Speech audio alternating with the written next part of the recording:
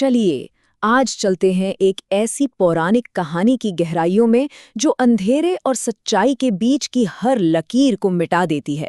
ये कहानी है एक ऐसी आत्मा की जो एक बहुत ही अजीब और भयानक नियम से बंधी हुई है। जरा सोचिए एक ऐसी जगह के बारे में, शमशान, जहां जलती चिताओं की लपटें रात के अंधेरे को चीर रही हैं। हवा में एक अजीब सी खामोशी है और बस राख की महक। माना जाता है कि यही वो जगह है जहां हमारी और दूसरी दुनिया के बीच का पर्दा सबसे कमजोर हो जाता है। और इसी धुंध और खामोशी के बीच एक आत्मा का वास है। लेकिन ये कोई मामूली आत्मा नहीं है, ये एक अनोखे बंधन में जकड़ी हुई है। एक ऐसा नियम जो इसे बाकी सबसे अलग और शायद कहीं ज्यादा खतरनाक बनाता है। इस आत्मा का नाम है वेताल, और इसका नियम या यूं कहें कि इसका श्राप वो ये है कि ये कभी झूठ नहीं बोल सकता। इससे आप कोई भी सवाल पूछें, कितना भी गहरा, कितना भी छुपा हुआ, उसका जवाब सिर्फ और सिर्फ सच होगा। तो चलिए थोड़ा और करीब से जानते हैं इस वेताल को। आखिर हमारी प्राचीन कथाओं में ये है कौन, इसका रूप कैसा है और इसकी वो कौन सी शक्तियां हैं जो इसे इतना खौफनाक बना देती हैं। देखिए, ग्रंथों के हिसाब से वेताल एक ऐसी आत्मा है जो शमशान में मुर्दा शरीरों पर कब्जा कर लेती है। ये सिर्फ कोई भूत नहीं है, बल्कि एक परजीवी की तरह है जो एक मरे हुए शरीर को अपनी कठपुतली बनाकर उसकी ठंडी नसों में अपनी मौजूदगी को दौड़ाता है। वेताल की कुछ खास पहचान है। ये हमेशा शमशान में ही रहता है और ज्यादातर पेड़ों से उल्टा लटका हुआ पाया जाता है। पर इसकी सबसे बड़ी और डरावनी शक्ति है इसका ज्ञान। वेताल को सब पता है, जो हो चुका है, जो हो रहा है और जो होने वाला है। सोचिए, एक ऐसे वजूद के बारे में जिससे आपका हर वो राज पता है जिसे आपने दफना दिया है, और आपकी हर वो गलती भी जो आप भविष्य में करने वाले हैं। और सबसे खतरनाक बात, वो इस सच को छुपा नहीं सकता। अब वेताल से जुड़ी जो सबसे मशहूर कहानी है वो है महान राजा विक्रमादित्य की। ये सिर्फ एक कहानी नहीं, बल्कि बुद्धि, हिम्मत और एक कभी ना खत्म होने वाले दिमागी खेल की दास्तान है।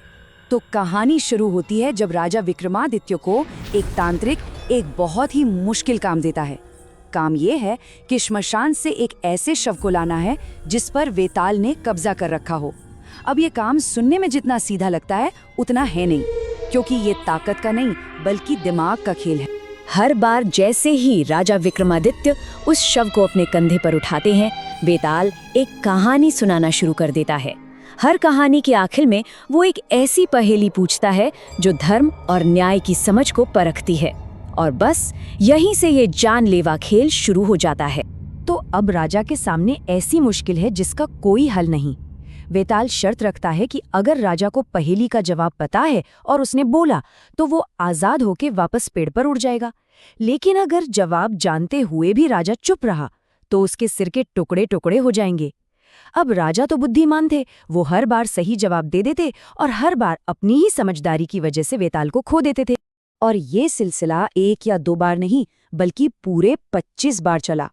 जरा सोचकर देखिए उस राजा के सब्र को, जिसने 25 बार उस भयानक शमशान में जाकर उसी दिमागी उलझन को बार बार झेला।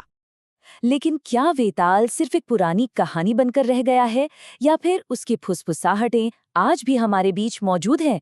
चलिए देखते हैं कि आज के दौर में वेताल को लेकर लोग क्या मानते हैं। आपको जानकर हैरानी होगी कि भारत के कई इलाकों में आज भी लोग वेताल के होने पर यकीन करते हैं। माना जाता है कि आधी रात, खासकर 12 से 3 के बीच, ये सबसे ताकतवर होता है।